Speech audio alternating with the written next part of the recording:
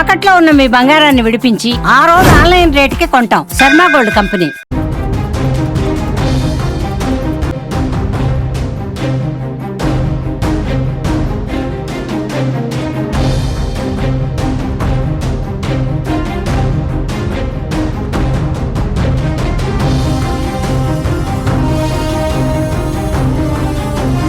Operation Sindoor ఈ పేరు వింటేనే పాక్ గుండెల్లో గుబులు రేగుతోంది. ఇండియా మెరుపు దాడుల నుంచి పాక్ ఇప్పట్లో కోలుకునే పరిస్థితి లేదు. భారత్ కొట్టిన దెబ్బకు ఉగ్ర స్థావరాలు పేకమేడల్లా కూలాయి. అమాయక ప్రజల ప్రాణాలు తీసే 100 మంది ఉగ్రవాదులు హతమయ్యారు. మరికొందరు ఆసుపత్రి పాలై ప్రాణాలతో పోరాడుతున్నారు. ఇంతలోనే ఆ దేశానికి మరో షాక్ తగిలింది. 14 మంది పాక్ సైనికులను బలూచిస్తాన్ లిబరేషన్ ఆర్మీ లేపేసింది.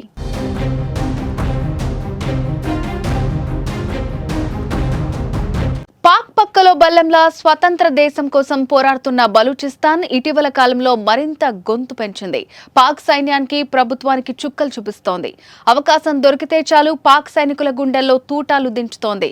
వారం రోజుల క్రిందటే బలూచిస్తాన్ దాడిలో పెద్ద ఎత్తున పాక్ సైనికులు ప్రాణాలు కోల్పోగా తాజాగా మరో 14 మంది సైనికులు హతమయ్యారు. పాక్ ఆర్మీ వాహనంపై రిమోట్ కంట్రోల్తో ఐఈడీ బాంబును పేల్చి హతమార్చింది. ఇండియా దాడి నుంచి కోలుకోకముందే పాక్ ఆర్మీకి తీవ్ర నష్టం చేశారు. ముచ్కుంద్ ప్రాంతంలో ఈ సంఘటన జరిగినట్టు సమాచారం.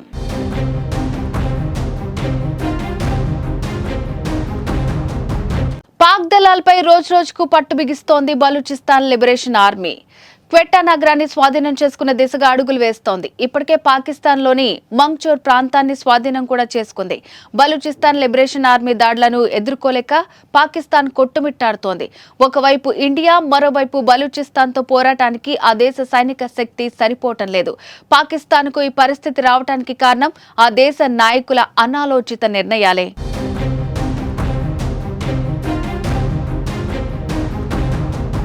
ప్రజలపై ప్రేమ చూపించకుండా సీమాంతర ఉగ్రవాదాన్ని పెంచి పోషించారు. ఉగ్రవాదులను ప్రేమించారు. దాని దుష్ప్రభావాలు ఇప్పుడు ఆ దేశానికి కనిపిస్తున్నాయి. పెహల్గాం దాడితో మరోసారి భారత్ను రెచ్చగొట్టి తన పతనాన్ని తానే కోరుకుంది. పెహల్గాం తర్వాత ఆ దేశ పరిస్థితి దయనీయంగా మారింది. సింధు జలాలు భారత్ నిలిపివేయడంతో అంతర్యుద్ధం మరింత ముదిరింది. బలూచిస్తాన్ ఆర్మీకి తోడు సింధు రాష్ట్ర రైతులు కూడా పాక్ ప్రభుత్వంపై యుద్ధం చేస్తున్నారు. ఇలా అన్ని వైపుల శత్రువులను పెంచుకుని రోజురోజుకి దిగజారుతోంది పాకిస్తాన్.